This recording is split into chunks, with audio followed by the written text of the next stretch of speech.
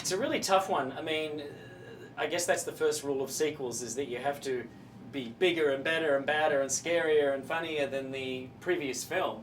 That's the idea anyway. Usually it works in reverse, where it's diminishing returns.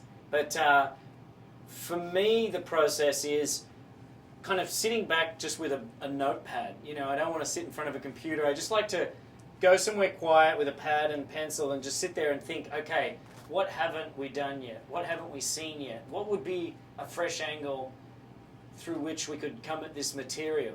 You know, and so that's what I did with this film. And I think we succeeded. I think we've got a film that is true to the Insidious universe, but feels like a new family, a new set of problems, and a new world.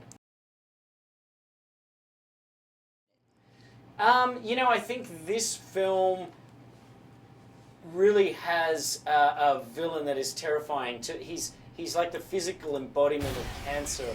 He's like this sickly creature, you know, almost like a golem, you know, and he really violently attacks the young girl in this film.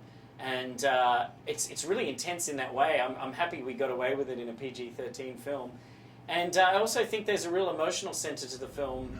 As the writer of the first two films, I can say that this film, I think, is much more emotional.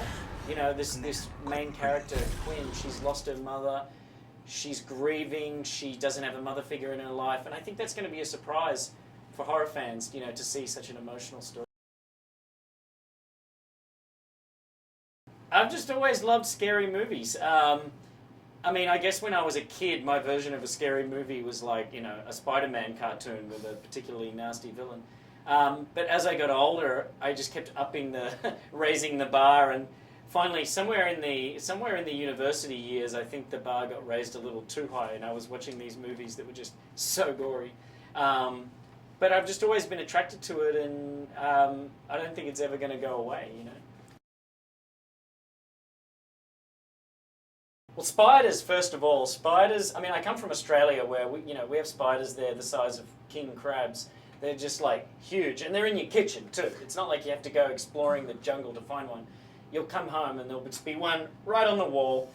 That scares me, and sharks. I think Jaws did something to me. It damaged something in my brain when I was younger, but sharks definitely.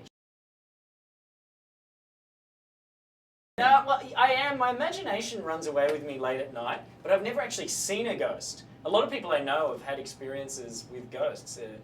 I never have. The people that tell me about their ghostly experiences, I believe them. And also, people have told me ghost stories who don't have a reason to lie to me. Like my mother doesn't have a reason to lie to me. She wouldn't do that. And so when she tells me that she's talked to a ghost before, I believe that she believes. And so, you know, I'm envious that she's had that experience. I kind of do, as terrifying as it would be. Well, it changes. So this particular minute, I'm going to go with Jaws. If we say that's a horror film, you know, sometimes I'll say The Shining or The Exorcist, but with you, it's Jaws.